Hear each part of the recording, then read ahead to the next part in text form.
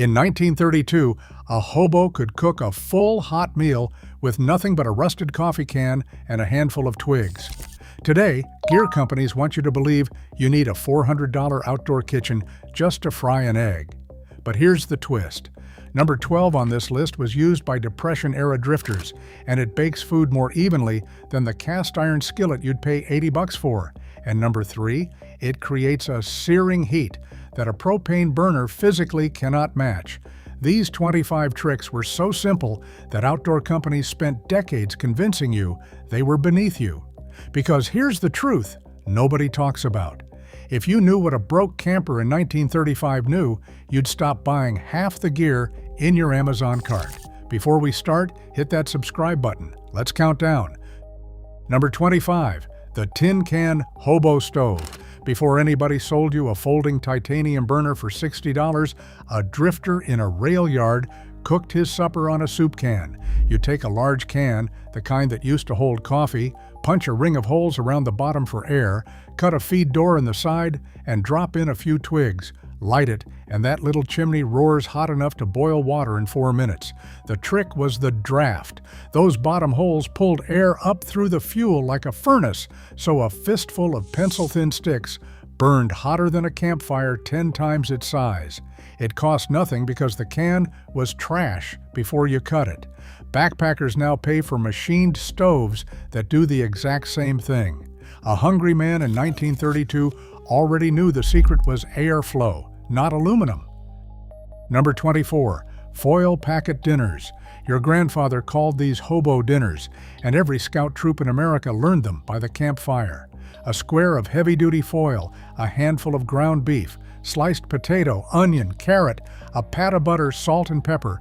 Fold it into a sealed pouch, crimp the edges tight, and lay it right on a bed of hot coals for 20 minutes. Flip once. What you get is steamed and roasted at the same time, the meat juices trapped inside, soaking every vegetable. No pot, no pan, no washing up, because the foil is the plate.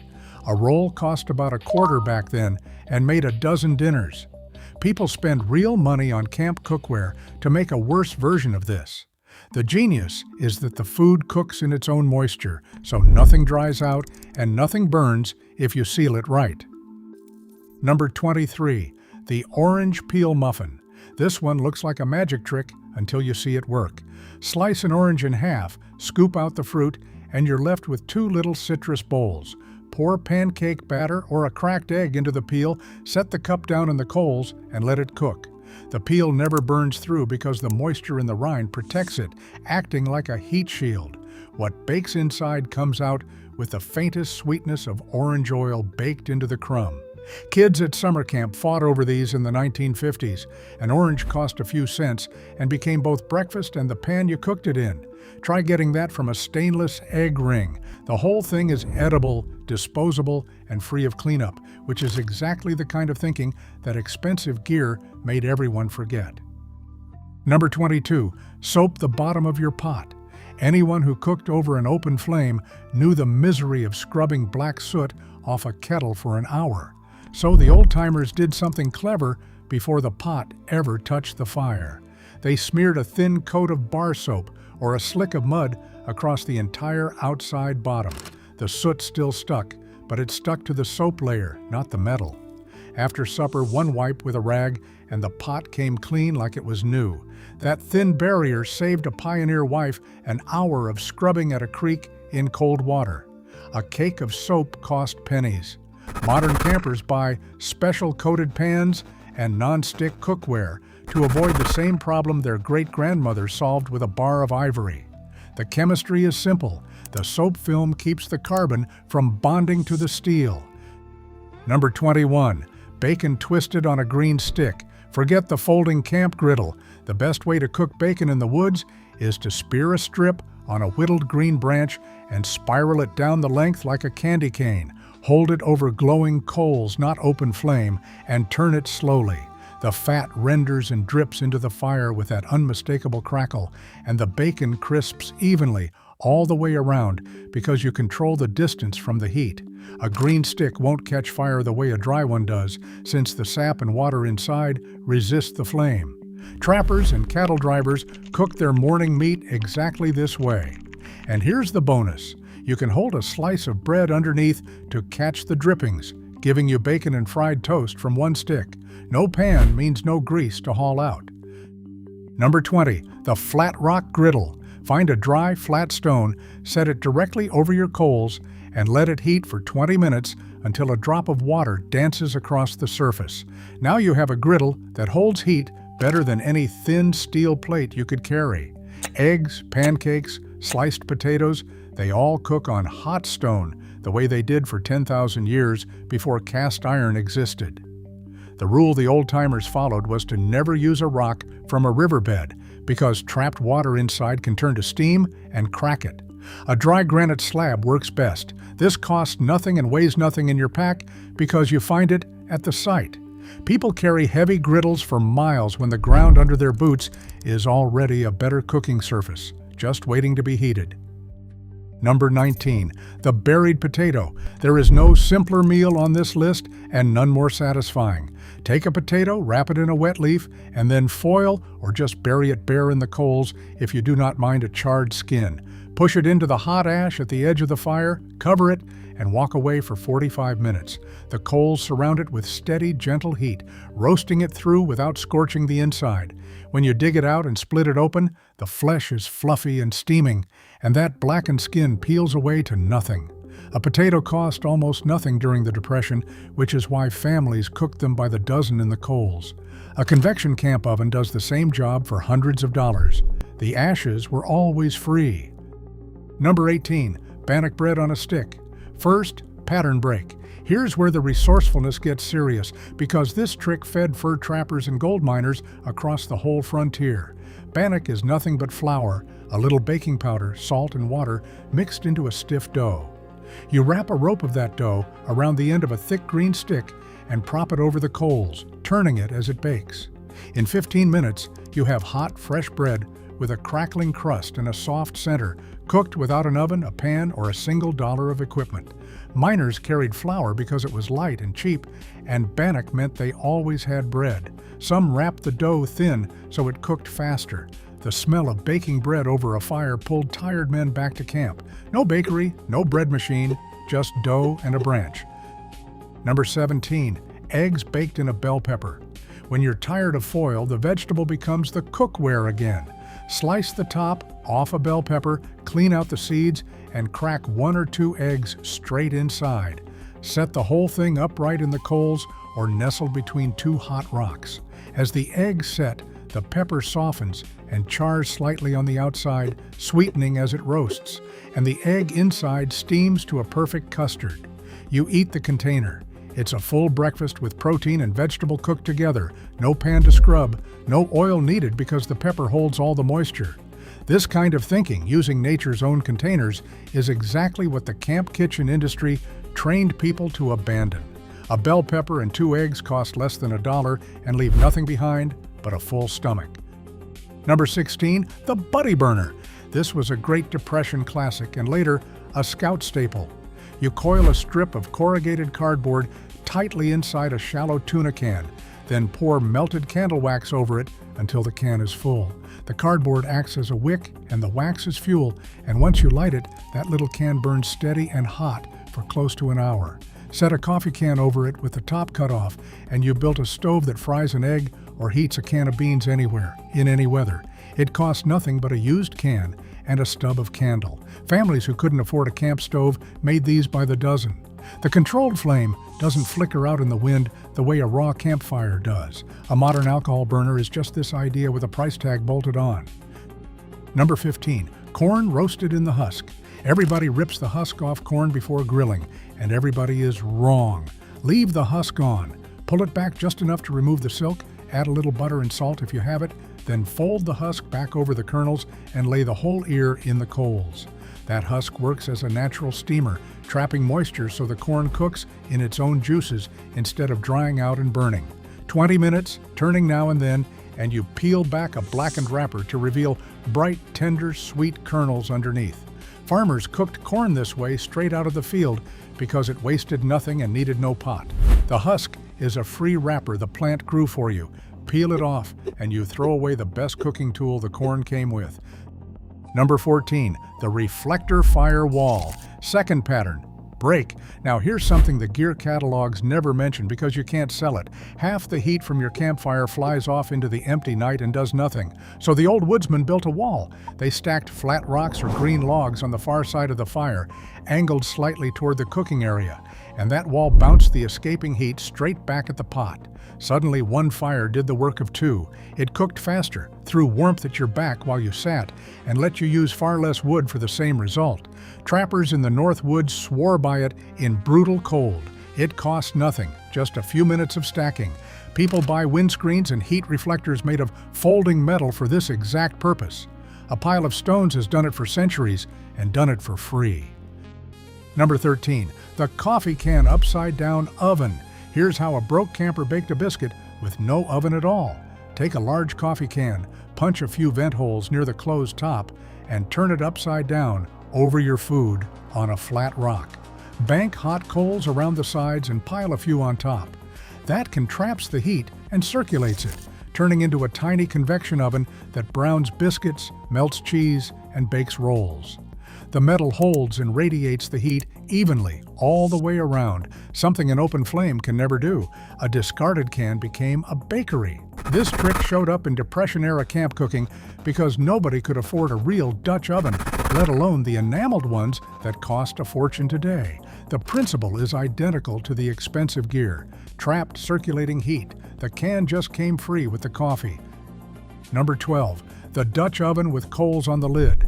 This is the one I teased at the start, and it's the trick that makes an $80 skillet look like a toy. A skillet only heats from the bottom, so the top of whatever you're cooking stays raw while the bottom scorches. The old cattle drive cooks solved this a century ago. They used a heavy pot with a flat-rimmed lid, set coals underneath it, and then piled more coals right on top of the lid. Now the heat comes from above and below at once, exactly like a real oven. Bread, cobbler, roast, stews, all bake evenly with a golden top and a cooked-through center.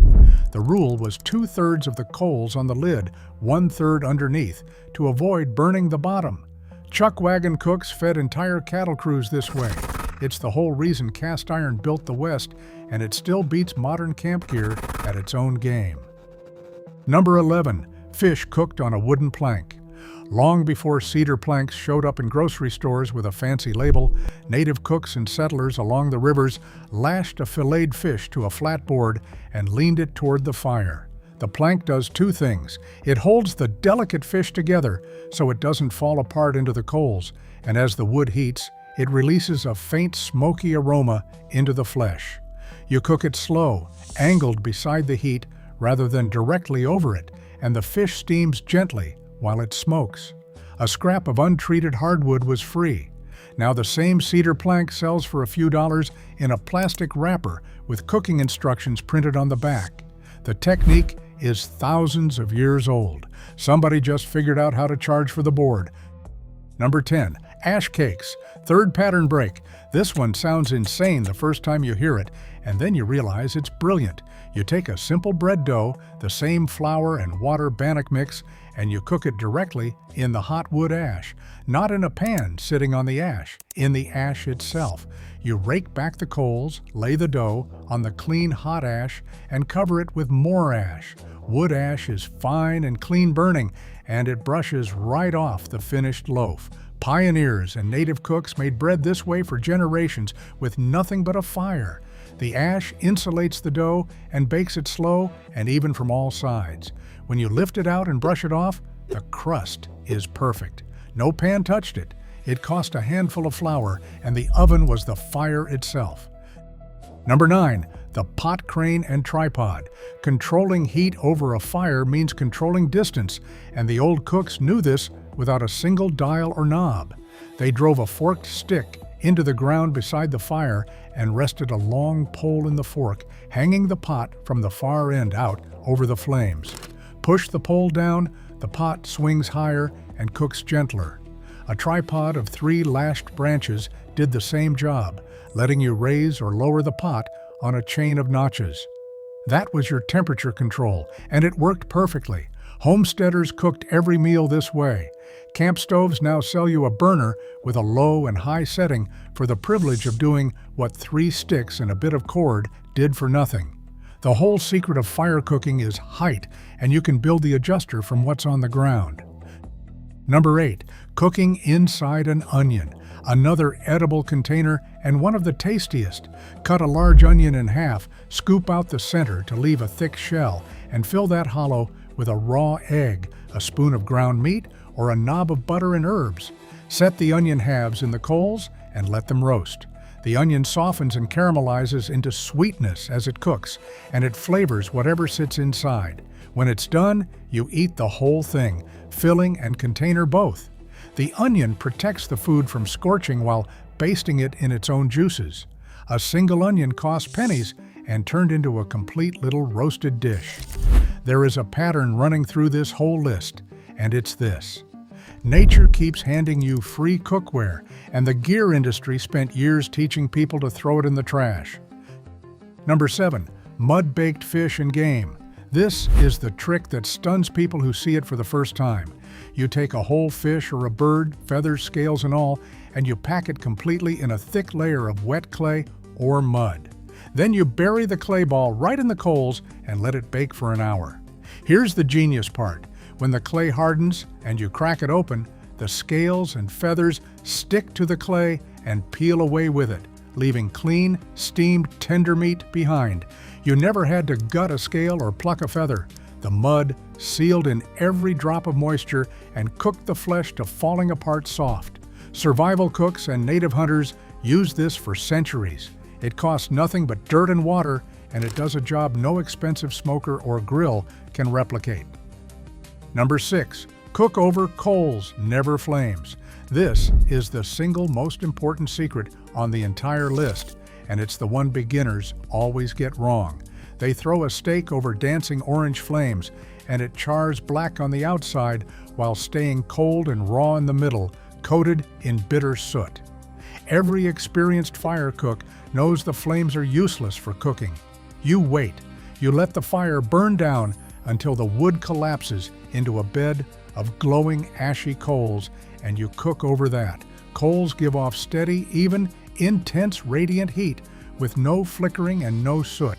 That's when you put the food on. Chuck wagon cooks and pit masters built their whole craft around this one rule. It costs nothing but patience. Learn this, and your outdoor cooking transforms overnight, no matter how cheap your setup. Flames look impressive. Coals actually cook. Number 5. The one-match feather stick. 4th pattern break. None of these tricks matter if you can't get a fire lit, and the old woodsman could start one with a single match in the rain.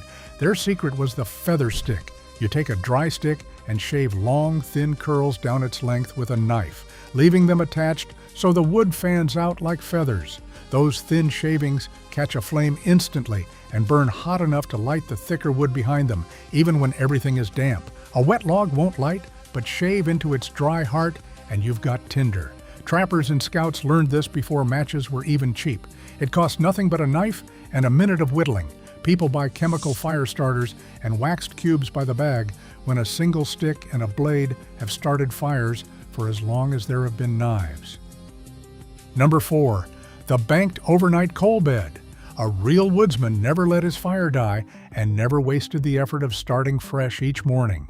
Before sleeping, he'd rake the glowing coals into a tight pile and cover them with a thick blanket of ash. That ash smothered the flames but trapped the heat inside, keeping the embers alive and smoldering all night long. In the morning, he'd sweep the ash aside, add a few dry twigs, and the buried coals roared back to life with almost no effort.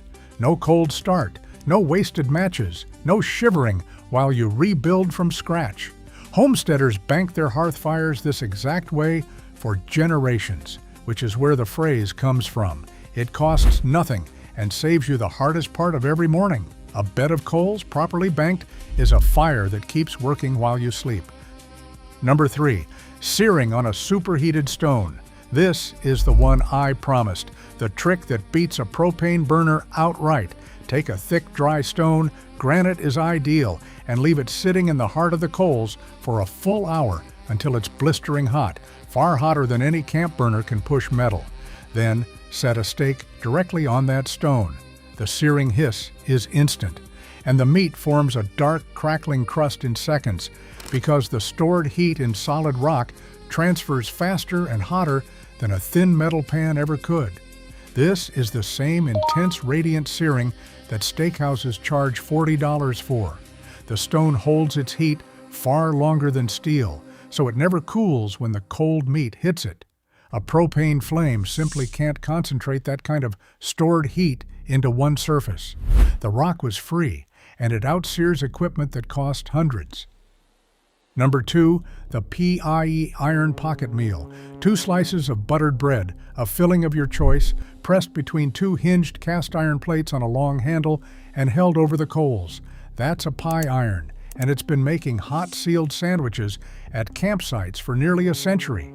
Ham and cheese, pizza fixings, or canned pie filling for dessert, it toasts the outside golden and melts everything inside into a sealed pocket, all crimped shut so nothing leaks into the fire.